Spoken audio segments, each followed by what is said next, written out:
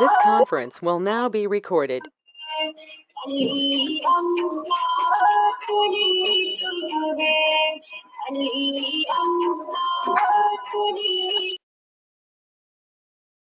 तमाम साथियों को या अली मदद. Mawla Ali Madad. Thank you for joining us on this beautiful Sunday morning after rain and shower all night. Maybe Mola was blessing us with his rahmat, and now we have this beautiful morning with sun shining. May Imam's Noor be shining on all of you. Yasmin, welcome. Thank you so much, Ya Ali Madad, for yourself and all friends online. Mawla Ali Madad. Ya Ali Madad. Mawla Ali Madad, lovely to hear you all. Thank you for being here. Okay, so our topic today is pluralism. Single soul, or the Quranic term for it is nafs wahida.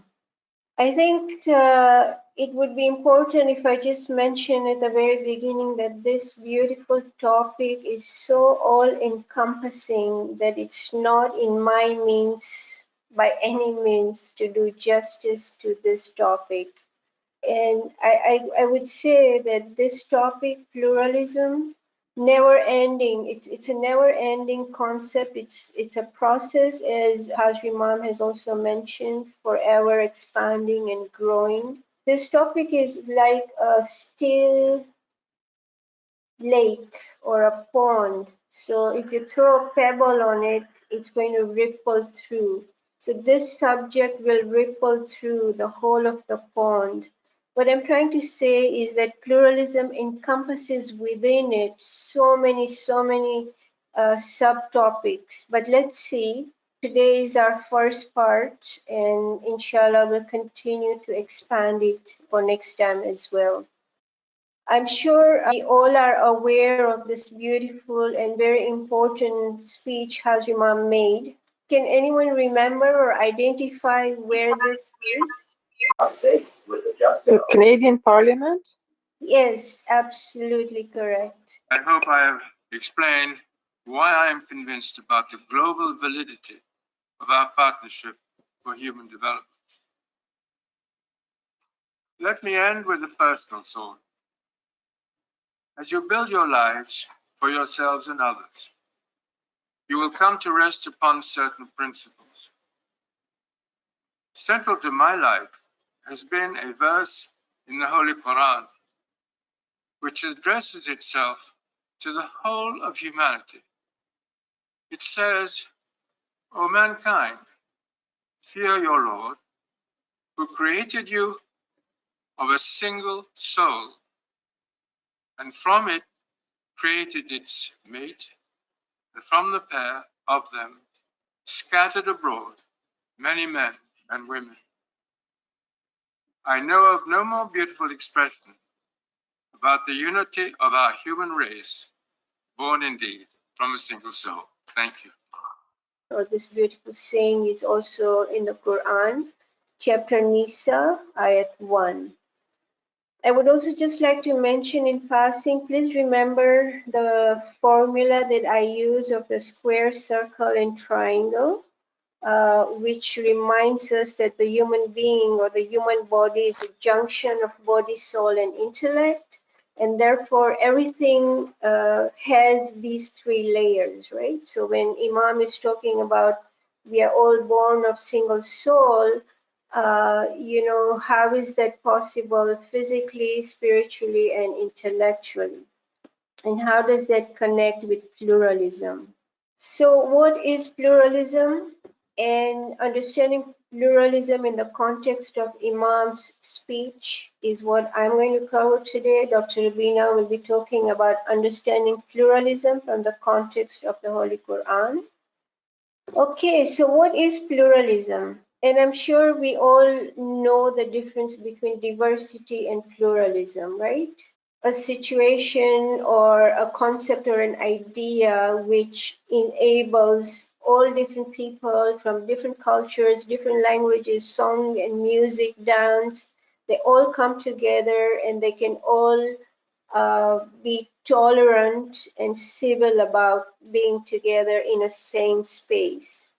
What diversity is not is always accepting. It may be tolerant, but it doesn't necessarily accept the differences of each other. Whereas in pluralism, it actually goes a step beyond and it's an interaction, right? So let's look at what is universal pluralism. So for me, universal pluralism is a practice of understanding diversity of human society. So it's a given, right, that human beings are diverse. And so understanding that diversity, which is part of human society, is pluralism. It's universal pluralism is what I call it. So to understand and realize all the different languages, traditions, cultures are actually a divine gift. Okay? And the diversity then is inclusion and equality, but not necessarily equality, okay? Because in diversity, there may be equality, but then there is perhaps a gap which is filled by pluralism, because pluralism then is a recognition of diversity, and it actually bridges the gap by celebrating and learning and sharing from each other's differences, okay? So it actually celebrates pluralism, celebrates diversity, okay? And there is this beautiful saying of our beloved 48th Imam in his memoirs, where he says that all men of color and all men of color and all races, black, white, tawny, yellow, they are all sons of Adam in flesh and carry within them the divine spark. So see how beautiful it is that every single human being has the divine spark, right? And we are actually talking about pluralism. And here we are talking about universal pluralism.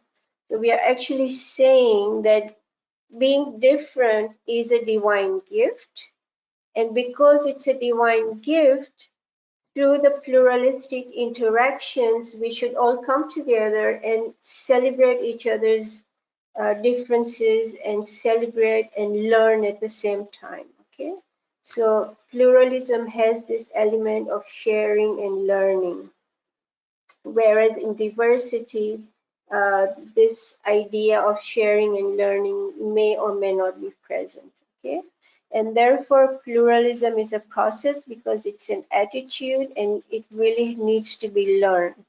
So, and again, if we take this a step further, because we will also be looking at pluralism as a single soul from the Quranic perspective.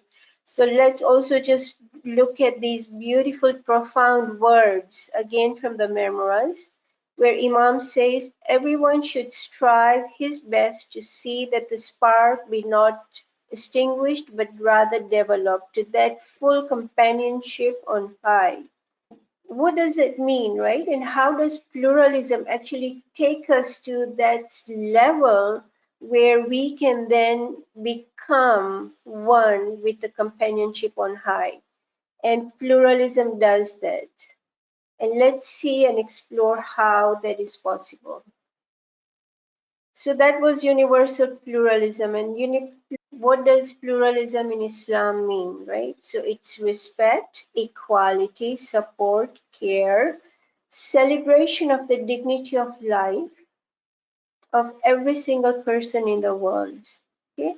So equality, the Quranic technical word for equality is musawate rahmani. Okay? So now we see that actually pluralism is single soul nafs wahida, and it is also connected with musawat rahmani. Okay?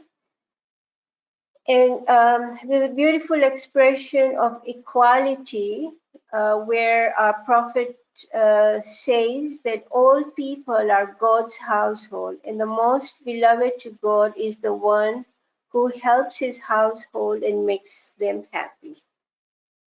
So we see these profound words actually also drew our attention to how we all are really created from one single soul, because it clearly says here, right? People are God's household. So how can we then bridge all the gaps that exist in the world today and look towards frontierless brotherhood, whether it's in the Ismaili world or in the world of humanity, right? So pluralism is a process and is a means for humanity to receive infinite bounties from the divine. In keeping with the Alid tradition, what are the most beautiful and what is the greatest bounty that we can have as human beings? It's the faculty, it's the use of our intellect, right? And so at the ultimate level, again, pluralism is a reminder for all as to how we are all from the divine spark, and our goal is to merge or become the flame. Pluralism in Ismailism is the experiences, practices of knowledge and humility. So pluralism in Ismailism goes a level further because it requires that every act be taken with knowledge and humility, because that is the ethic of Islam, right? And then Ismailism draws on the centrality of the Imam of the time.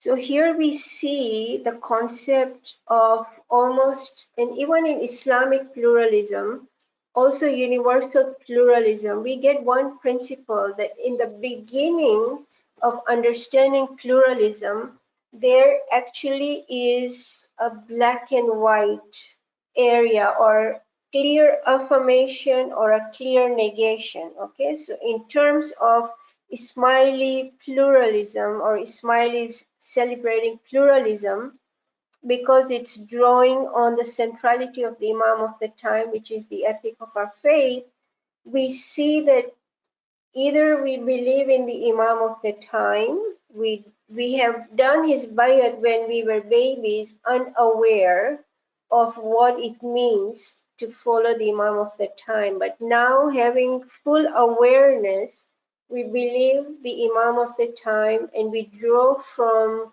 his guidance. So the ethic we follow is based on this idea of actually bringing everyone together, being humble in front of God, accepting our own limitations, and celebrating all the diversities we have, right? So the reason I'm drawing our attention is that because pluralism actually is a stand we need to take, it's a process we need to understand that things are right and things are wrong. Being in the neutral zone, we cannot practice pluralism because pluralism is the acceptance of all differences, learning and sharing, right? If we are in the neutral zone, this learning and sharing may or may not take place. This is my research. You may or may not agree with me, which is fine. Just keep that in mind, and I'll revisit it as to why pluralism cannot sit in a neutral ground. It creates neutrality. That's important to realize, okay? But it cannot just reside in the neutral zone. Because it's a bridge builder, okay? So if there's negation, it builds a bridge towards affirmation. And if there is affirmation in a negative way, then it builds bridge on the other side, okay? How has pluralism manifested in our history, right? In Ismaili history, it's based on the Alid tradition. the tradition of Mullah Ali, right, which is intellectual tradition. And it brings lots of opportunities because in the Ismaili world, we see pluralism in play, right? Active demonstration of pluralism in a most beautiful manner is seen even during the Diamond Jubilee time, right?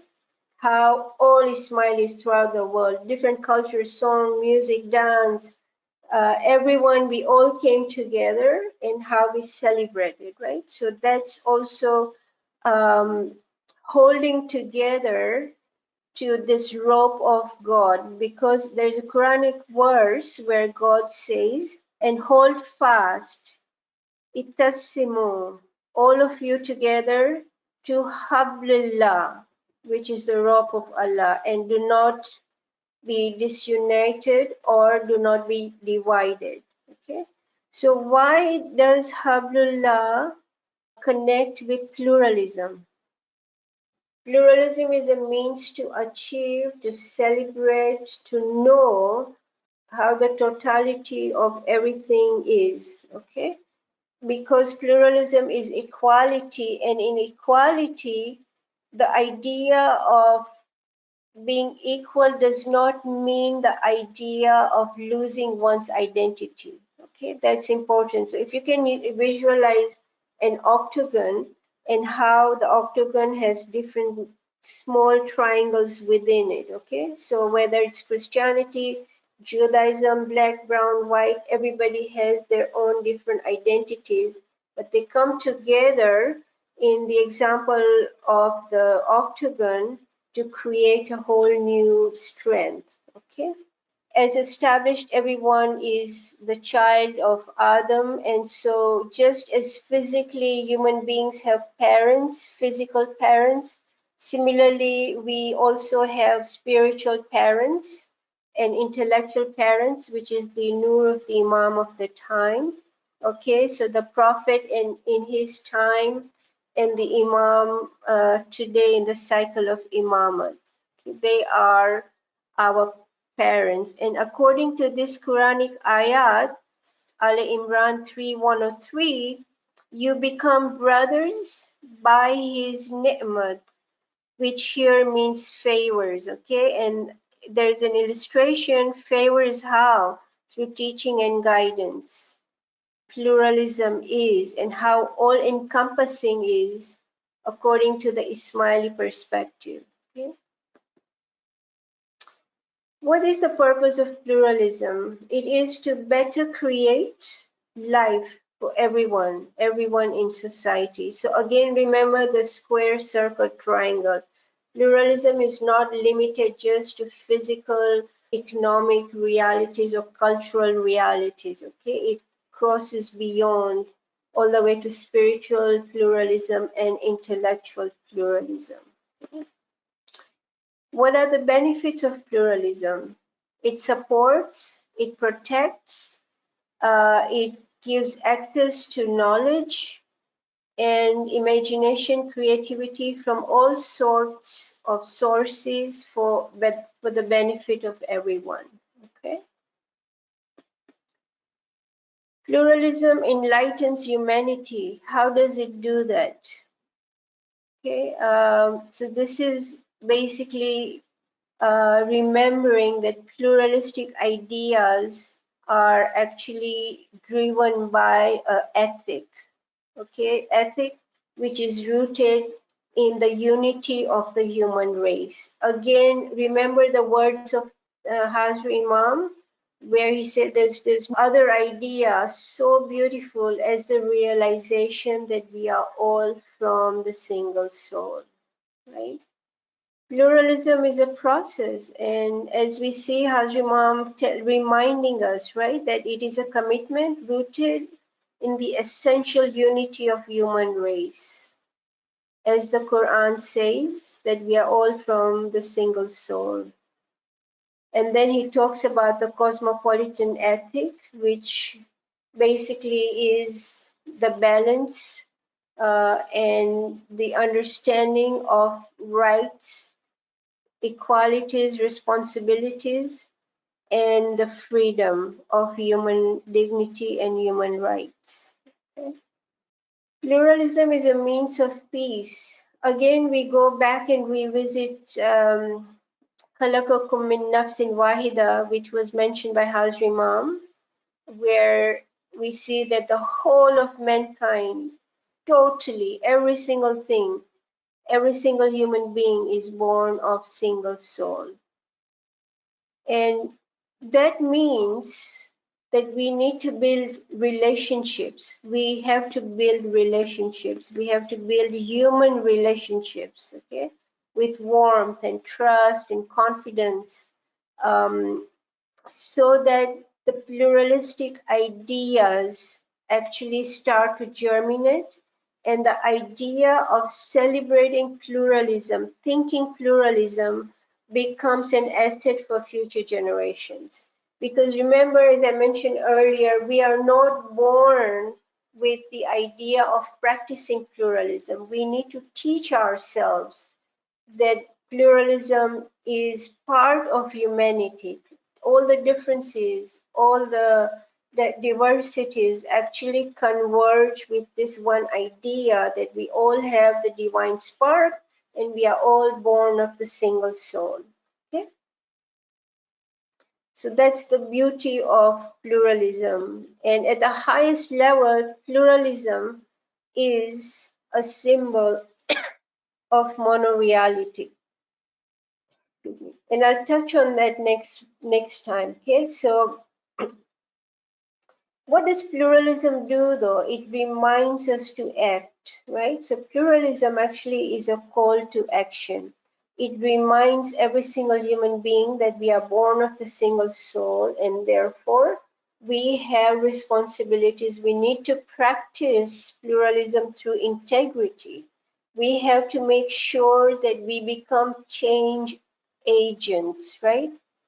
So if you look at our world today, if you look at the example of the Israelis and the Palestine state, when will the Palestine state actually come into existence, or will it? What can you and I do today in terms of ideas?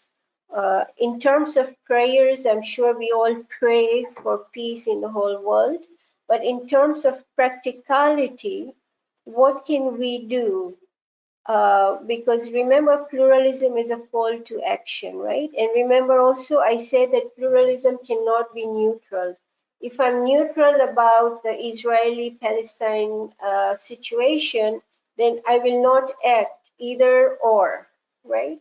So I need to take a stand either for Israel or for Palestine, and then bridge the gap in between. So we know that right now, actually, Israelis are taking over the livelihood of all the Palestine people, right?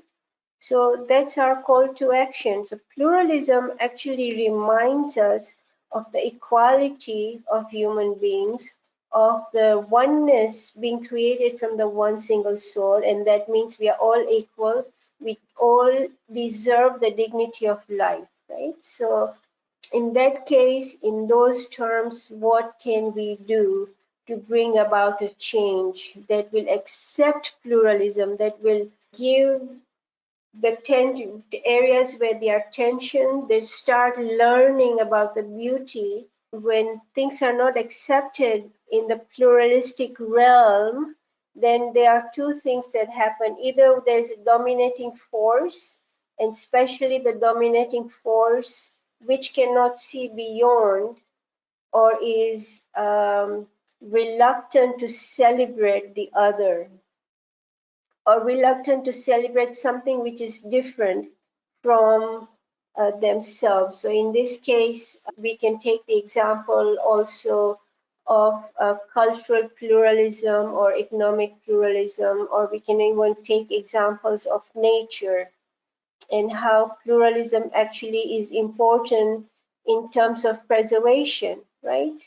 Whether it's preserving life in the ocean, or it may be desert Pluralism actually is found everywhere, and it can be practiced in a most beautiful way, because again, pluralism is a reminder that we all need to improve, continually improve, because that's also the nature of nature, right? We find this principle in nature that everything is constantly evolving, growing, improving. So that's also what pluralism reminds us to do, right? That we need to help each other. We need to evaluate and plan in order for um, improvements, in order to have newer realities which will be missed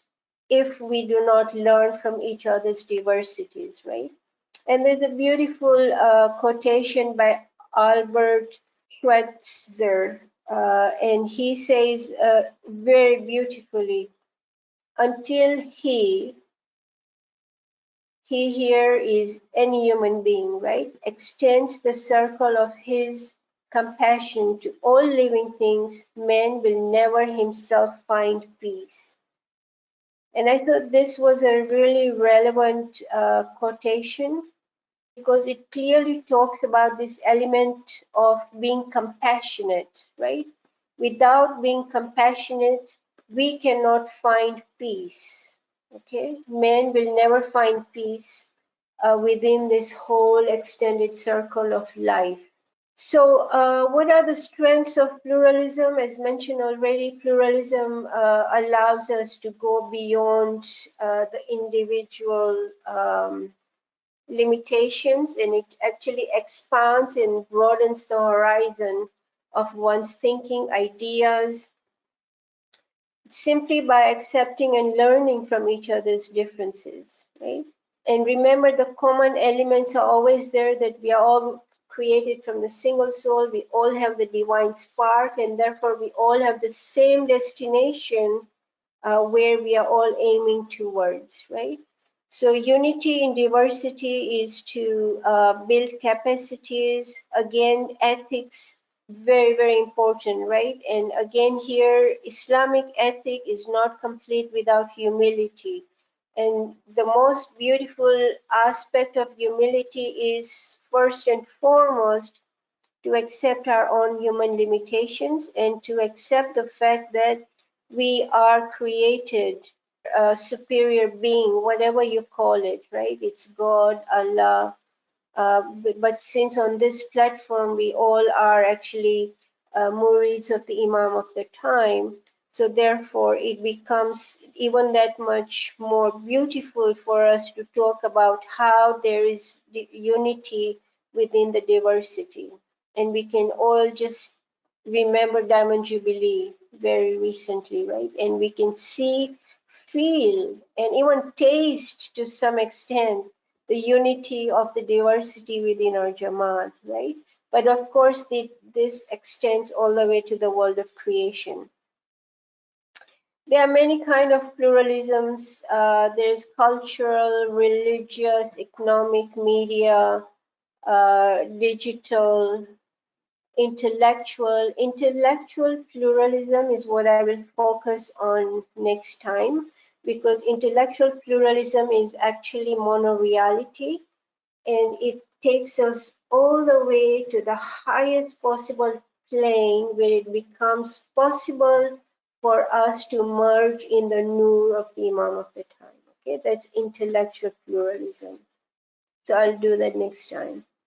Again, there are lots of people doing lots of things to bring about change by celebrating, by promoting, by teaching, by bringing awareness of how important pluralism is, right?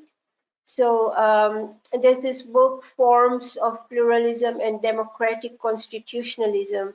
There are little articles in this book, and they actually talk about the challenges of pluralism in the world. This is from the Ontario Arts Centre, as it says right here, Cultural Pluralism in the Arts Movement of Ontario. And basically, they talk about how engaging and empowering communities is part of pluralism. So all the differences actually come together, and people, ideas, artists, they engage and empower each other, making the little elements grow into something new and more beautiful. And my time is up, so I'm just going to stop here. We shall all be pluralist now. I don't know, it's a question mark instead of an exclamation mark, right? Because pluralism is forever evolving and growing. It's a process. Thank you so much.